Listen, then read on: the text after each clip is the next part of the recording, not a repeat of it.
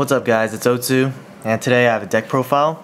I'm gonna show off my Gold Paladin Liberator deck. So I've been playing this like exclusively for the, since set 10 came out. I've been playing it in tournaments every week, almost twice a week, and I usually top with this deck.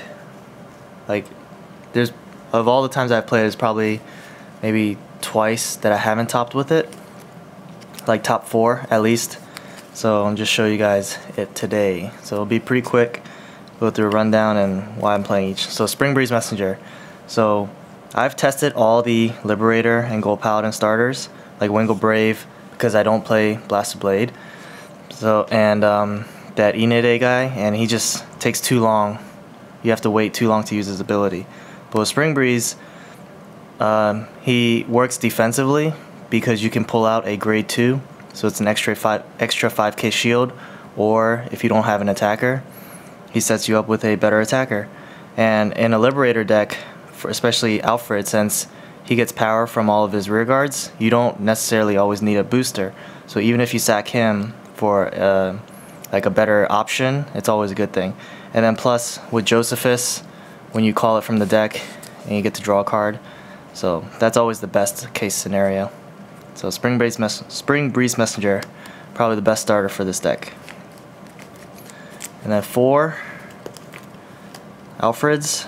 So Alfred is awesome. Counterblast 2, get a free card. And the best part is that his skill isn't even a limit break ability. So even if you don't draw your Break Ride Gancelot, you can still ride him on turn 3, and if you have 2 damage open, you get to call a free card. So even if it's a trigger, whatever, it doesn't matter. Free card's a free card. And in Vanguard, advantage is everything. So that's why he is so good, and he hits for big numbers all the time in late game when it matters. Gancelots, Break Ride. So 11k body, even as a rear guard, and sets you up for end game pushes. Gives all your rear guards, or 3 of your rear guards plus 5,000, and he can still hit 20k against 10k Vanguards, which aren't really a thing anymore. But still, if you ever run into like Soulless Coco builds, and with a 7k booster, he'll hit for 20, even if you don't pull an Alfred. So 4 Liberator, 12k attackers. So just clutch card, good in every situation. It allows you to hit cross rides very easily, and it can just hit 11k Vanguards, by itself. You don't need a booster. And if you do get a booster, if you run into cross rides, you can hit 18k very easily. So 4 of them. The next 4 Escrads. So this is like an all-star in the deck. Like when I was playing Gold Paladins before, I'd play 4 Vivians because I thought getting an early turn Vivian set up so much pressure and advantage early on in the game, and just allows you to swarm and pressure your opponent, which you want to be able to do with Gold Paladin. So this guy is an even better version of Vivian. So when it hits a Vanguard, it doesn't have to be boosted, and if it hits a Vanguard, you counterblast 1 to top deck a free card. So it's just pure advantage, 1 counterblast for 1 card. And if you top deck a Josephus, then even better, you got another card out of it.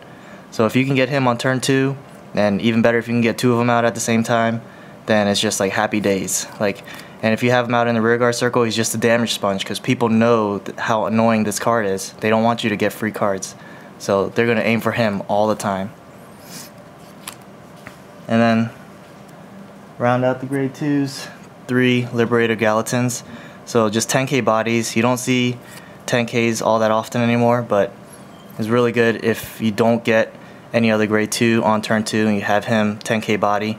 So it protects you from annoying Kagero and Narukami grade 0 starters, where if they gotta hit you, and if you have a 9k and they're hitting for 14, then you could drop a 10k for 1 to pass, but there's still that chance. But if you have this guy out and they're hitting you for 14, then you can drop a 10k and get a no pass, not have to worry about those annoying rear guard destruction stuff.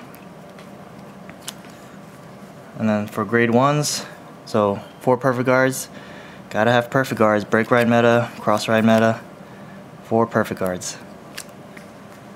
Then next, 4 Marins. So I love these type of cards, these grade 1 7k 10k attackers. They just allow you to do so many things.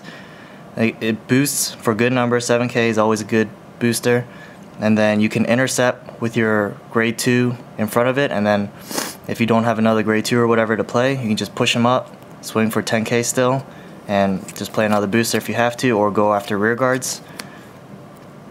So always super versatile card, and it allows you to apply early game pressure as well. If you go second and you have like 2 grade 1s in your hand and one of these, then just throw it down and go for 2 attacks, or maybe even better if you can get 3 attacks on the first turn, or if you go second, that is.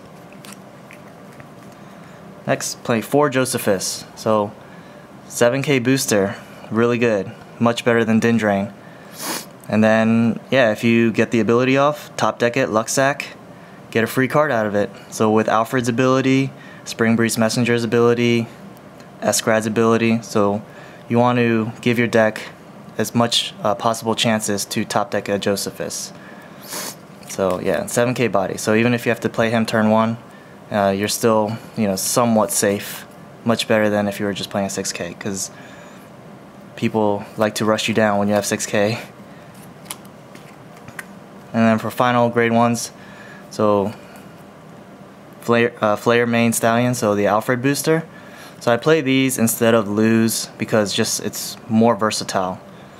And I can drop it in the rear guard, boost the rear guard Alfred, still hit for 22. And I'm not limited to just the Vanguard circle. And like I'm only going to use its skill late in the game anyway. So it's not like I run out of soul. And with Lose, it's just like, well, Alfred hits like perfect guard territory anyway, so I just like the versatility of Flare Main Stallion much better.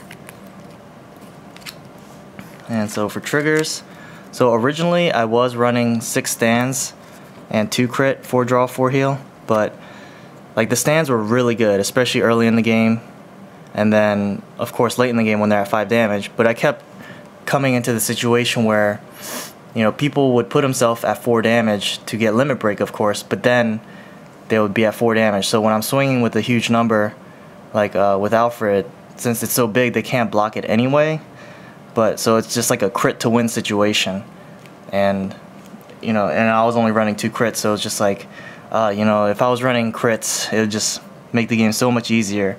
But like stands just always caught people off guard, and then if you can get if people block Eskrad in the rearguard circle, which they usually will if you're playing against good players, they know how clutch Eskrad can be, they'll block them. And if you get a stand trigger on turn 2 and stand that Eskrad again, and it doesn't even have to be boosted, so it's good. Stands were good in this deck, but I was just tired of that situation of them being at 4 damage, and it was like a crit to win, so I just switched over to 8 crits. So yeah, I do miss the stands though, because yeah, stands are just for experienced players. They know when stands are good, and then so the rest is just 4 draw, 4 heal. So I'm not playing. I forgot to address why I'm not playing Blaster Blade Liberators, because this deck is just all about advantage and being able to have a full field. So Blaster Blade Liberator's skill requires 2 counterblasts to kill one of your opponent's units, so it's good, dealing with issues or like pesky Silent Toms or something, but I want to be able to apply pressure and save cards in my hand by getting free cards, so that's why I don't play Blaster Blade, and I save those 2 counterblasts to save for Alfred. Alright, so that's the deck profile for Alfred Liberators. Alright, thanks for watching. Stay tuned for more videos.